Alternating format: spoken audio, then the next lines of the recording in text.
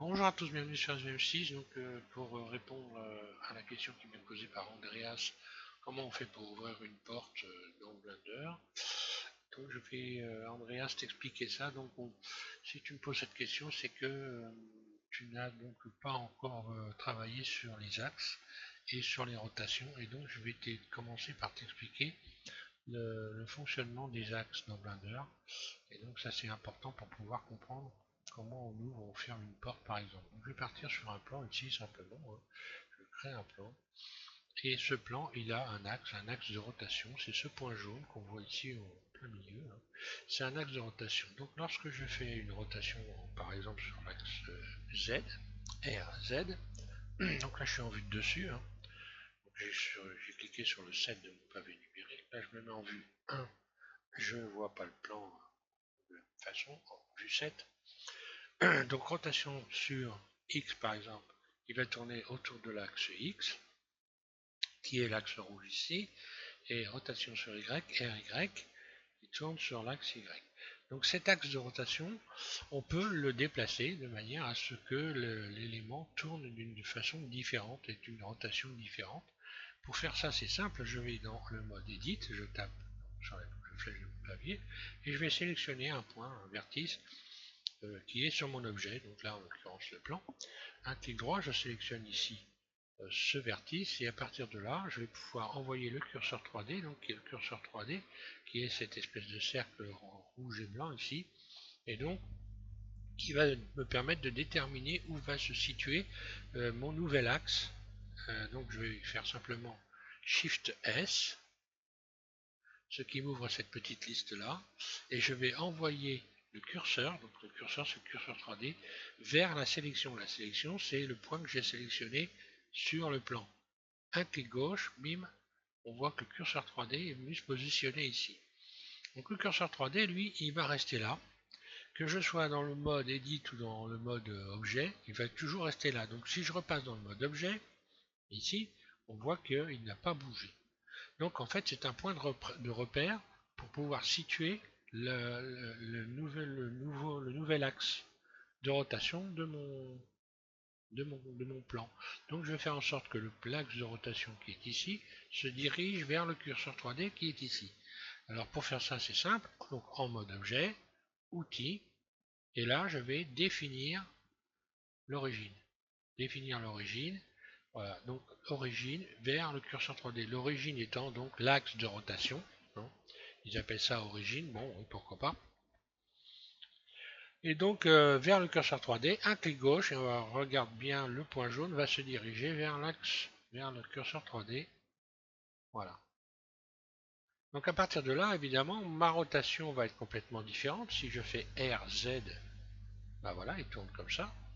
Si je fais RX, là il est plus, j'ai désaxé le plan, donc il tourne plus en plein milieu de l'axe X ici, mais bon, il est toujours sur l'axe X, hein, mais il a été décalé. Je peux recaler, excuse-moi. Je peux recaler mon objet pour le remettre au centre de la scène. Donc pour le remettre au centre de la scène, je vais faire en sorte que le curseur 3D, donc le rond, le cercle rouge et blanc, vienne se resituer à cet endroit-là en faisant Shift S, Shift S, curseur vers le centre. Un clic gauche, le curseur vient se repositionner sur le centre. Et maintenant, je n'ai plus qu'à faire en sorte que mon objet vienne se situer sur le curseur, Shift S, l'objet, sélection. Donc là, c'est l'objet, je suis en mode objet, j'ai sélectionné tout l'objet vers le curseur 3D, décalage, voilà. Maintenant, donc j'ai remis mon objet en plein au centre de la scène, RZ, voilà. Et là, il est parfaitement axé. Donc, maintenant, si on prend, je vais donc supprimer ce plan, je vais rajouter un cube, et on va modéliser par exemple, donc de manière très simple, une voiture, hein, on va symboliser une voiture. Voilà, je colle un rayon ici, extrude, on va imaginer que ça va être le coffre, extrude, ça va être oui, l'avant de la voiture par exemple, voilà. Et je veux donc ouvrir le coffre ici, je vais faire comme s'il y avait un coffre en faisant I. Voilà. Voilà. Et là, j'ai donc cet élément-là. Je vais faire en sorte que cet élément-là devienne un élément indépendant par rapport au reste de la voiture. Voilà. Donc, je sélectionne mon plan ici et je vais en faire un nouvel objet en faisant donc CTRL P simplement, faire P, voilà. Séparer la sélection, un clic gauche. À partir de là, lorsque je vais en mode objet, j'ai deux objets qui sont bien distincts l'un de l'autre. Hein, voilà. Lorsque je retourne en mode Edit et que je sélectionne l'objet, j'ai bien donc ouvert le coffre. Voilà. Donc ça c'est, j'ai un objet qui est différent. Maintenant je vais pouvoir lui donner un axe de manière à pouvoir le faire tourner, mon objet. Hein. Donc là je vais cacher la voiture par exemple. Hein. Je reviens en mode objet. Je sélectionne la voiture, H, il me reste l'objet ici. Voilà, je l'emmène en mode Edit. Et je vais lui donner un axe de rotation. Donc là, son axe de rotation se situe en plein centre. Donc je vais rajouter par exemple un rayon. Donc CTRL R, je rajoute un rayon. Donc là, je me retrouve avec ici deux vertices hein, de chaque côté. Je vais déterminer par exemple que ce vertice-là, ça va être l'axe de rotation de cette pièce-là. Donc je vais faire Shift S, curseur vers sélection. Voilà, donc le curseur 3D vient se positionner sur le vertice sélectionné. Puis ensuite, je vais déterminer en mode objet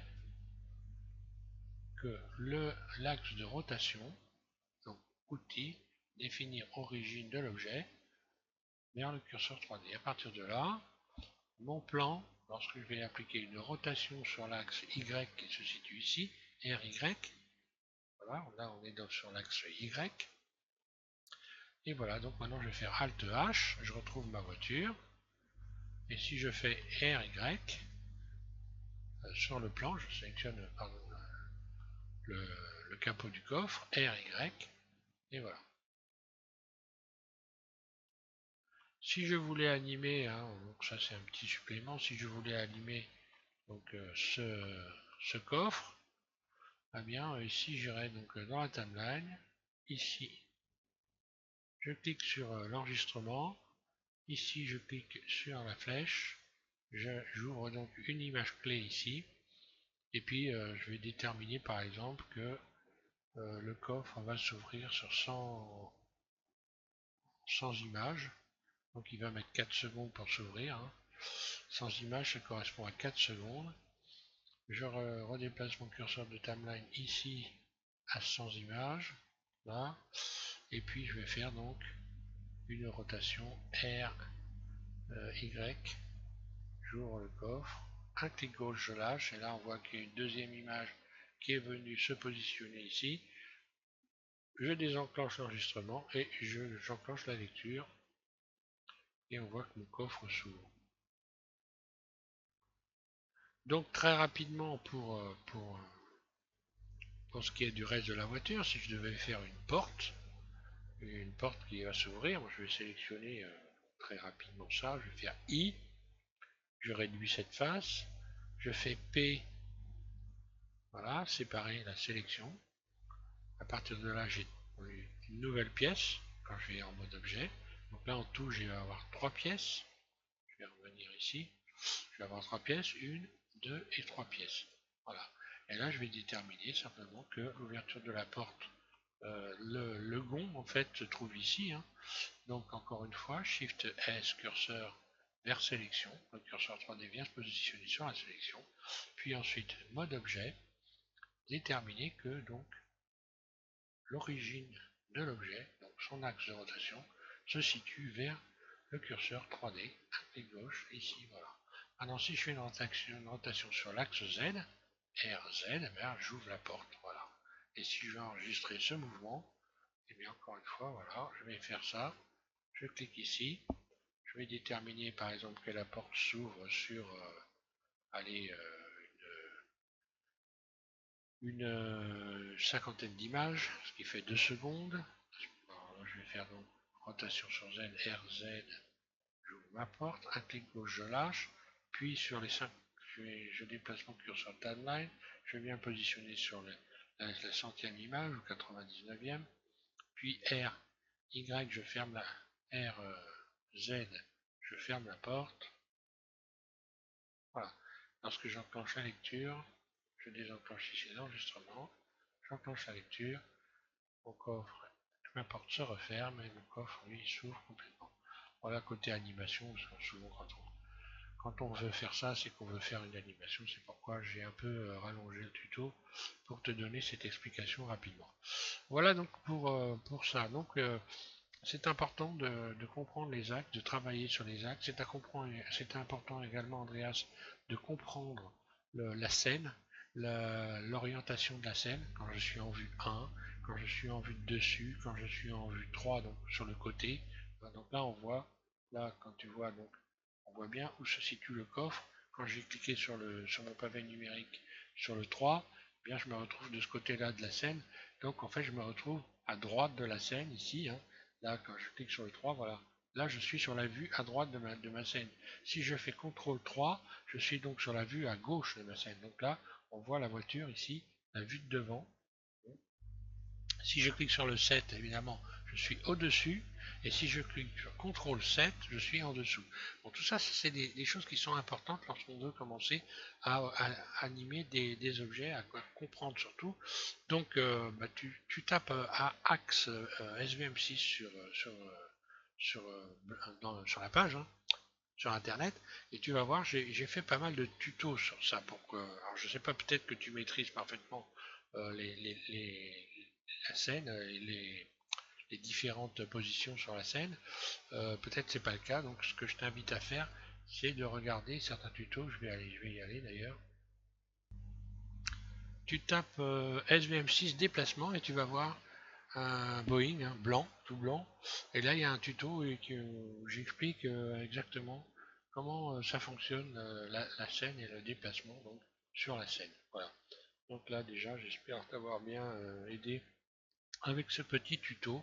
Et puis, d'autres personnes, évidemment, vont regarder et j'espère que ça va vous donner donc des précisions sur les questions que vous vous posez. Voilà, merci à tous de suivre M6. Prochain tuto, je vais justement parler du déplacement, mais cette fois-ci, non pas pour déplacer des objets sur la scène, mais pour déplacer des vertices par rapport à une texture, c'est-à-dire que en ce moment je suis dans les textures, je vais en profiter donc pour vous parler du modificateur ici, déplacement, qui va vous permettre de donner du relief à vos objets. Alors cette fois-ci de manière conséquente, puisque là vous allez carrément déplacer des vertices et donner des formes par rapport à une texture, hein. Par exemple, si je prends un exemple, sur un plancher, vous avez un rainurage sur le plancher. Donc ce rainurage, il faut qu'il apparaisse.